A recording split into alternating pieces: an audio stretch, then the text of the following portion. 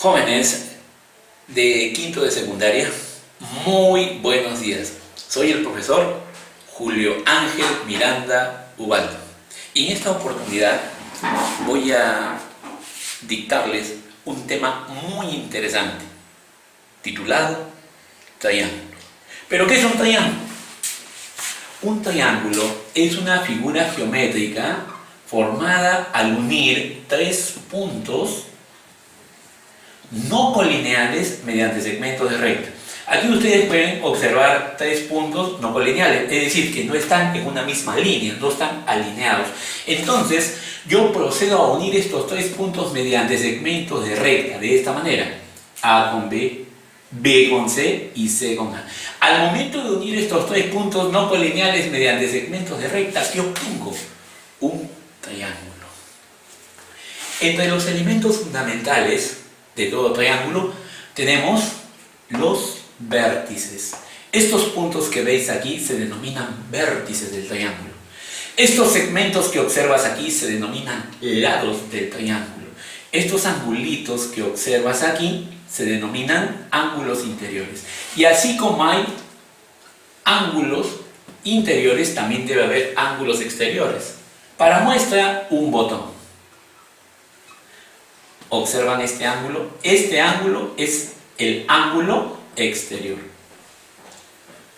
Bien.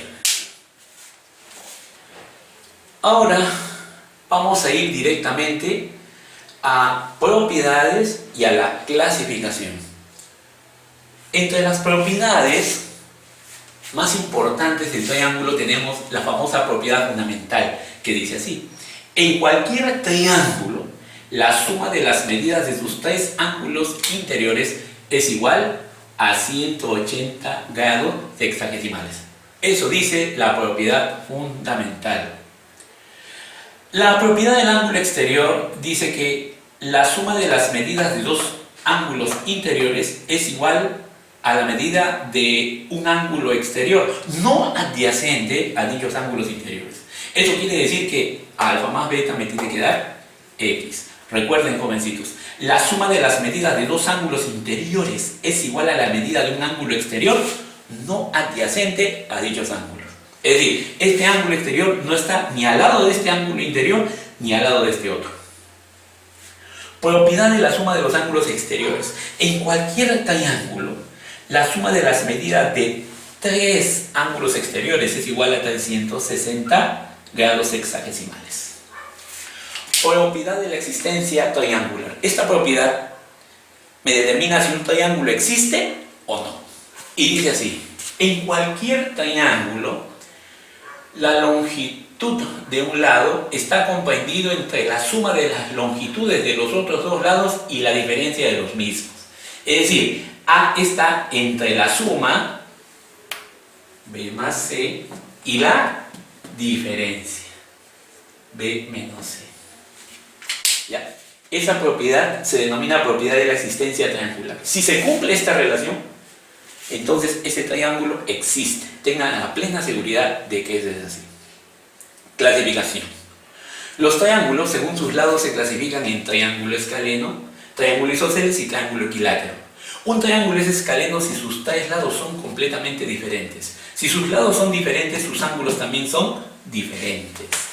Un triángulo es isósceles si tienen dos lados de igual longitud y un tercer lado de diferente longitud. A este tercer lado, que tiene diferente longitud a estos otros dos, se denomina base. Jovencitos, en un triángulo isósceles, a lados iguales se oponen ángulos iguales. Eso significa una cosa, que si a bolita aquí se le opone alfa, en este mismo triángulo a bolita se le tiene que oponer el mismo ángulo, es decir, alfa. Esto que ustedes observan aquí, jovencitos, indica que la medida de este ángulo, que es igual a este otro, es diferente a este tercer ángulo, que denominamos el ángulo desigual.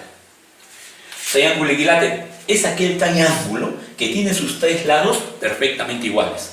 Y al tener tres lados perfectamente iguales, sus ángulos interiores también tienen que ser iguales.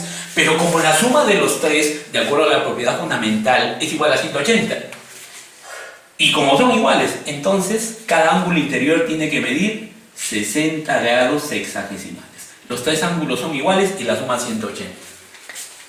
Según sus ángulos, los triángulos se clasifican en triángulo, acutángulo, rectángulo y obtusángulo. Un triángulo es acutángulo si las medidas de sus ángulos interiores están comprendidos entre 0 y 90 grados sexagesimales. Es decir, en un triángulo acutángulo sus ángulos interiores deben ser agudos. Y un triángulo es agudo cuando mide entre 0 y 90.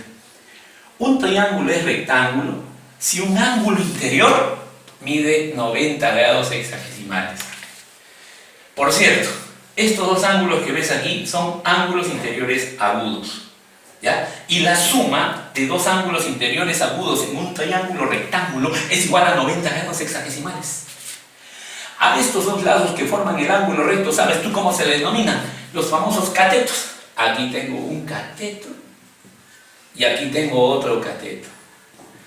Y a este tercer lado, ¿tú sabes cómo se le denomina? Sí, eso, pues, hipotenusa. Muy bien, la famosa hipotenusa. Aquí también, entre las longitudes de los catetos y la hipotenusa se cumple una relación muy importante, el famoso teorema de Pitágoras, que dice, la suma de los cuadrados de los catetos es igual al cuadrado de la hipotenusa. Es decir, de acuerdo a la figura, c cuadrado más a cuadrado es igual a b al cuadrado. Y finalmente, el triángulo obtusángulo es aquel triángulo que tiene solo un ángulo interior comprendido entre 90 y 180 grados sexagesimales. Es decir, un triángulo es obtusángulo si tiene un solo ángulo interior obtuso, y un ángulo es obtuso cuando mide entre 90 y 180. Es interesante notar, queridos jovencitos, que en un triángulo obtusángulo, a este ángulo que es mayor se le opone el lado mayor. Y es fácil darse cuenta, queridos jóvenes, que este lado es mayor porque tiene mayor longitud que estos otros dos.